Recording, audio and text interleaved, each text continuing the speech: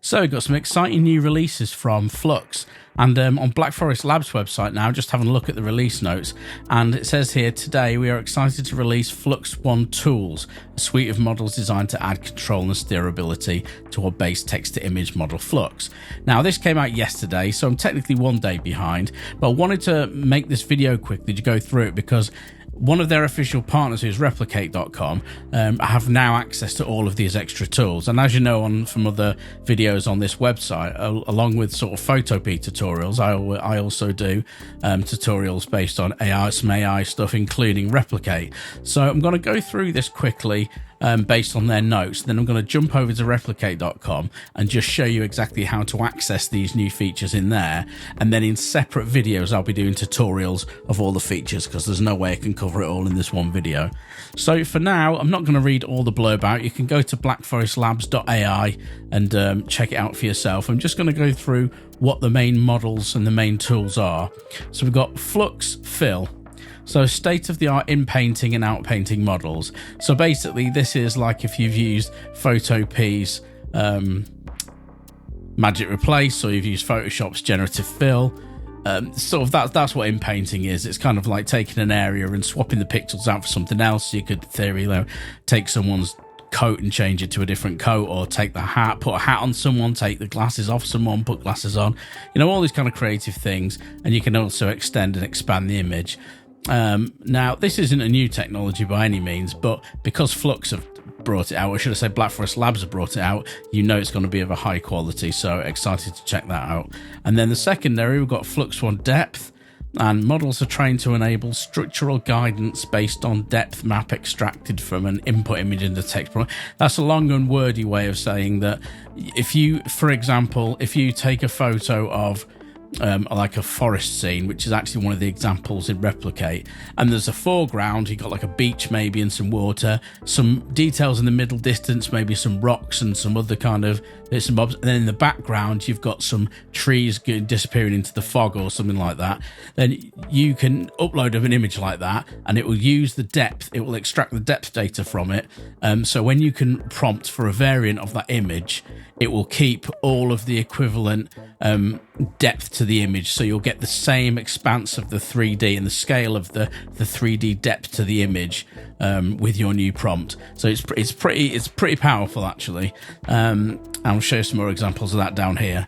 So Flux One Canny. So Canny is an edge-based model, so it does like a detect edges kind of thing. It detects all the hard edges with an image, and then you prompt separately. So you give it and you upload a guidance image, it will analyze it for certain ratio of hard edges, and then when you prompt, it will try to adhere your new prompt to the restraints of those hard edges. So in theory, you can get a very accurate kind of alternative version of the same image with things in the same places, etc., and the same shapes, but whilst using the original as a guide. So it's not the same as just using an image reference, as you can do on the previous versions of Flux, where you can just put an image in and it'll just roughly sort of put things in appropriately in approximately the right places. This is a lot more accurate than that.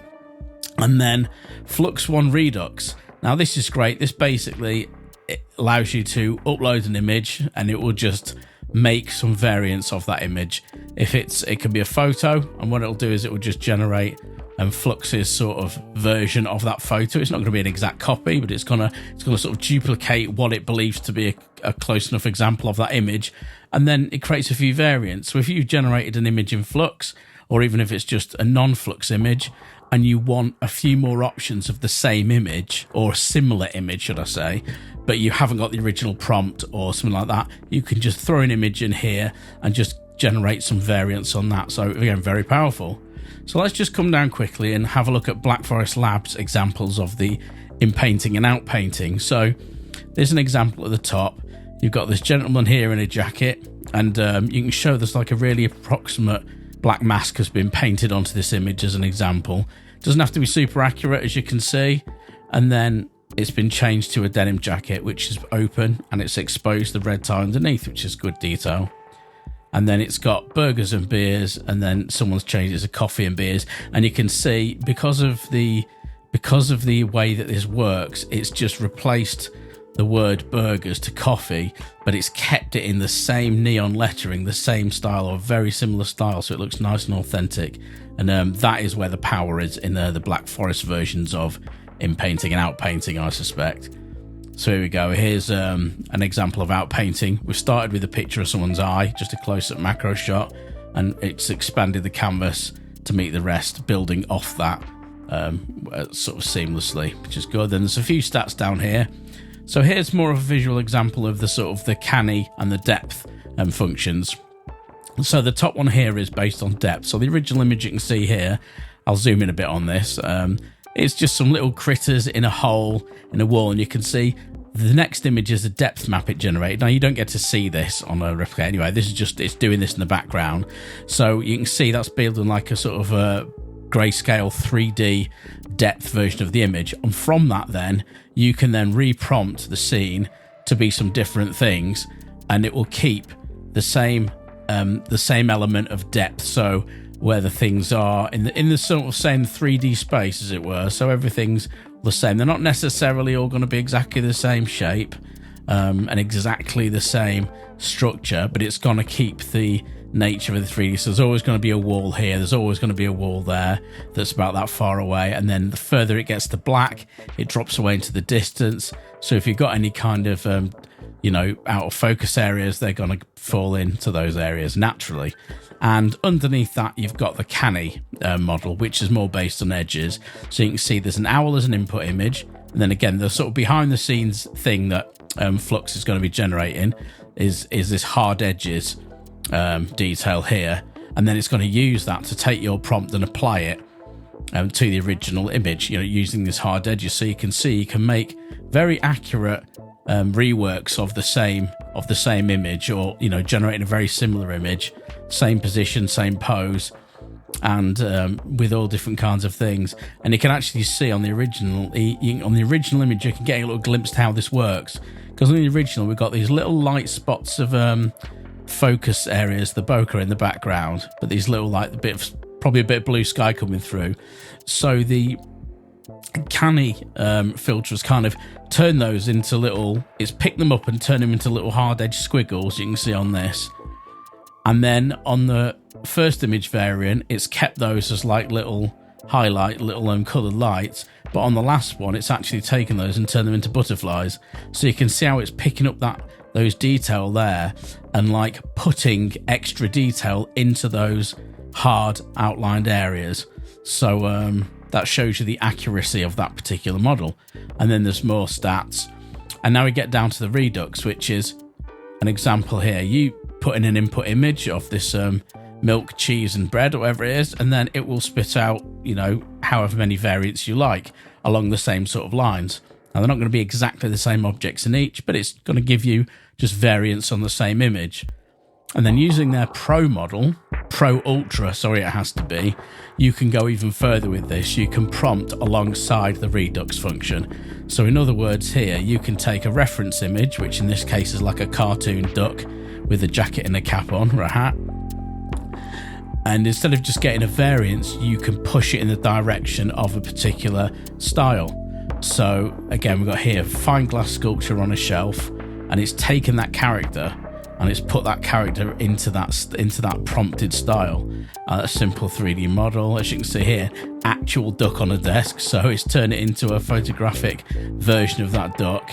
And you can see here, you can get it yourself. So there's a man down here taking a selfie when he's on a hike, and then they put take that and turn it into vector art, take that and turn it into a puppet, a pencil type sketch, detailed animation. So this kind of thing isn't new either in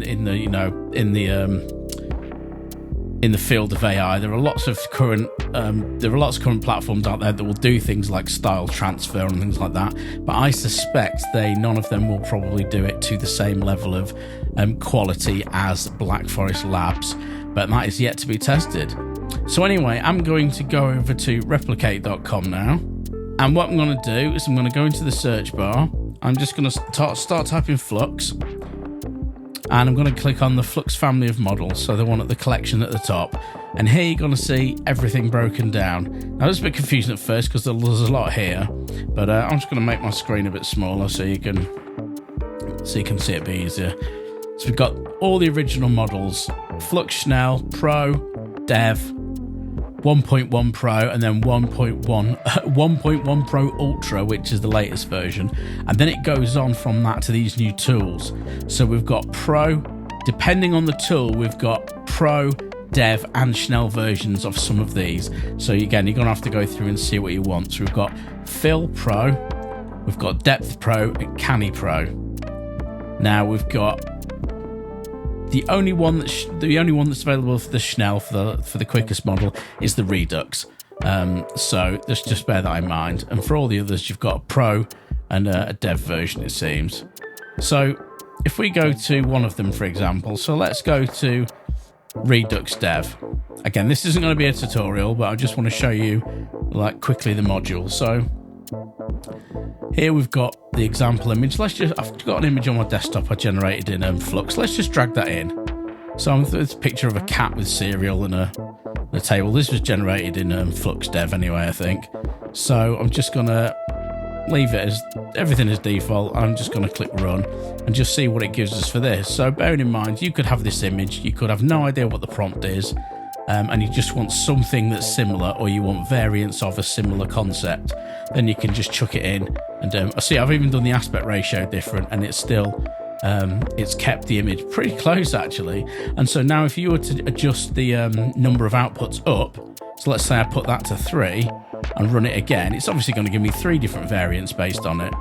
And you can just keep running them. I mean, obviously bear in mind the cost, which I'm just going to go down and check. About 40 images for $1, so pretty good that is. So you know, as long as you've got your finances in check, you can just sit here and keep doing variants of the image without having to tweak prompts. And it's a good way of getting a little bit of variety into what is normally quite a static kind of prompt. So as you can see there, some subtle but definitely useful differences between these images, and that's the power of Redux. So let's go back. Let's have a look at the others. Let's try Flux Dev. Sorry, Flux Depth Pro. I'm just having a look at the examples. I'm not going to go into it now and have a look at these. I'm just going to show you the examples. So that's their input image. And this is the Pro version, so it's the original logo that they've made for the function. And then that's the output. So their prompt was just abstract 3D render with the word depth. And so what it's done here is it's taken the depth cues from the actual from the background and from the text itself. So you see the text has got a 3D element to it, even though it's just an illustration, and that has been preserved in the final image. And even these trees in the background, and obviously it's not made trees in this final result, but what it has done, you can probably see, is in the distance there where they're sort of fading away, the trees, they're forming layers within each other of like the different depths of the trees, and you can kind of see those being represented in the piles of powder or whatever there's the abstract substance making this image up. So you can kind of see in the foreground here where the trees are more prominent and they're darker and they're more towards the front of the image. You can kind of see a change in the formation of the depth and the structure of this kind of powder that this scene's made of. So that's what the depth is doing there. It's taking that and it's just applying that to a new idea basically. And if we go to what's another Pro on Canny Pro, so this is the edge based one. So here you've got an example of, this is their example of just a sports car on a road, just a photo on the left, and then a photo of a car on a city street. So not been specific about the prompt, but it's just taken that and it's created that. So again with this, it's less about the accurate depth information, it's more about that's analysed the hard edges in this image. So all the hard sharp outlines of the car, including like the spoiler, the roof, you know, and it'll be the main lines of the buildings and the buildings in the background. Anything it can pull a contrasty hard edge from, it's going to take that and then use that to constrain the prompt into in your new kind of image. So the downside to this is you can't do anything. So if you were to take this example and change the prompt to, you know, a boy on a motorcycle, it's not going to work because it can't fit that. In fact, let's just try that instead of theorizing. A boy on a motorcycle. Let's just see what happens. So I'm theorizing, because it can't, I've never used this before, but I'm theorizing that because it's got the outline of the shape of the car, it's not going to easily be able to put what I've asked into it, so it might not do anything, or it might just come up with a really weird result. But then you could always try something different. So you can see here it's got a car, and where there's no obvious hard edges in the bottom right side of the image where it's just plain road, it's put a boy in there because it's thought, well, that's the only area I can really put it into, put the boy into, because the background, it's got buildings in the same sort of shape, but it's obviously done them different. So it's just kind of, it's just done its best at the moment. You see, it will not be able to put a boy on the motorcycle in the main subject because it just would not conform to that shape, right? So what if we do something like a car made of wood, for example? Now, in theory, you could have a car made of wood fit those hard edges of the Canny analysis. So let's just see what that spits out. I apologise if this video is going on a bit long, but I'm actually just experimenting now, sort of in real time. So let's have a little look.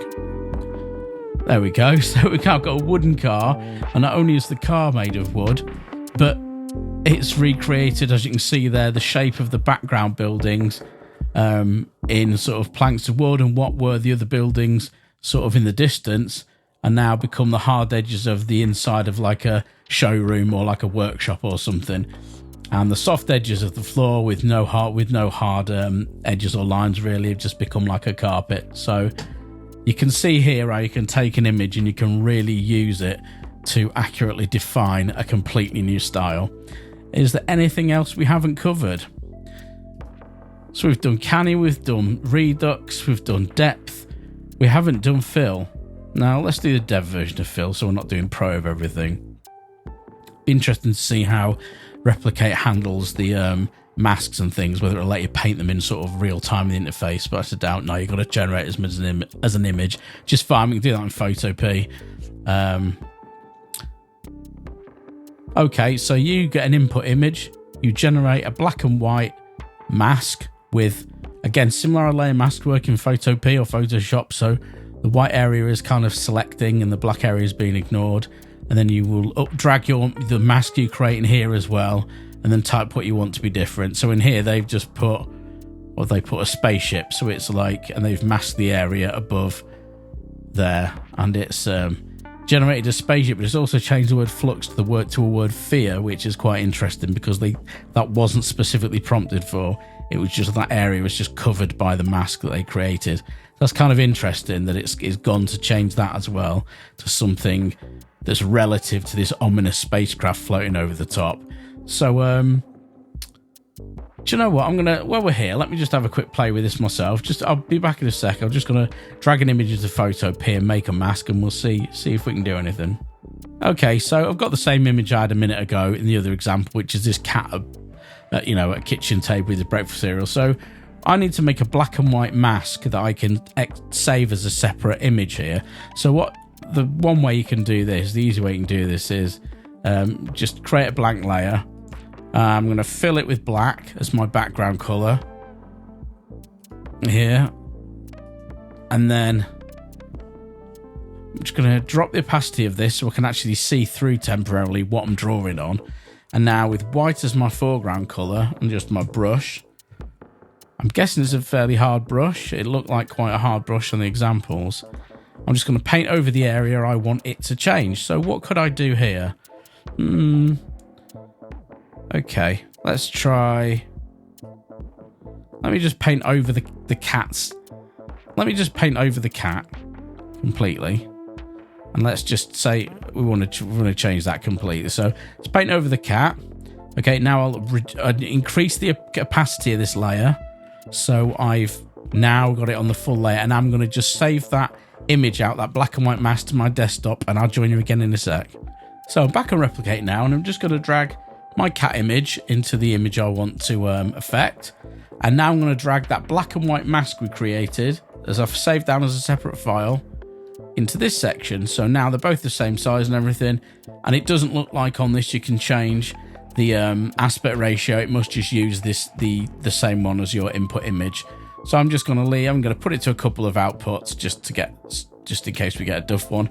And prompt, I'm just going to type in here. I'm going to put a pug dog. Okay. And run. Now what I'm hoping is going to happen is what we planned. So the area that I've masked off, which is just around the cat, and I've not done it particularly accurately, as you saw, just did it with the brush, and I'm now just prompting in something to replace it with. And let's see the quality of the results. There we go. So it's done a really great job at that. It's quite funny. So yeah, and you can see the ear. I don't know if you can tell by this, but like the ear of the cat that's further away, see how it's just fading out of focus a little bit compared to the one at the front. And notice how the ears on the pug are the same. It's tried to match that exact same fall off of focus, which is really impressive. And again, I've not had to do particularly accurate masking at all. It's just used its own its own calculations to fill in the rest. So that's one example of the Flux fill. And that's all I'm going to do in this particular video, but I will be doing separate videos step by step, going into more in-depth settings and more examples. This was just an overview of me looking at it for myself for the first time, so hope that you learned a few things, and I'll look forward to making more videos on these very soon.